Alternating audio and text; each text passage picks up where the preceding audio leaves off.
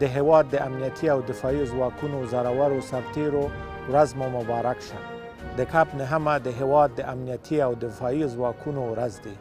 ستاسو ټولو همسنګرانو ته چې د حق او ازادي د لارې رښتینې مبارزین دي او همدا شیبه د سازمان شویو جرایمو سره د مبارزې په لومړۍ کرښه کې قرار لري مبارک وي.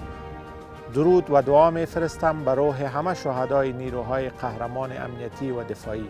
من و سایر اعضای رهبری سکتور امنیتی از مبارزه بر حقتان در برابر دشمنان بیرحم افغانستان با قوت و محکم حمایت میکنم.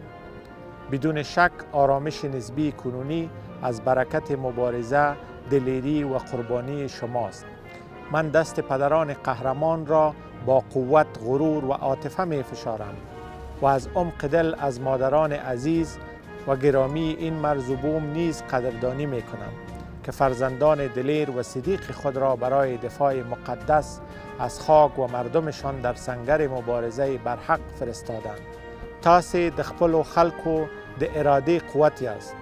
مونږ ټول پر ستاسو ویاړو او په دې لاره کې د حکومت ټوله رهبري او امنیتي سکتور ستاسو د وقار، عزت او غرور څخه ملاتړ کوي. زنده باد نیروهای قهرمان ملی امنیتی و دفاعی افغانستان.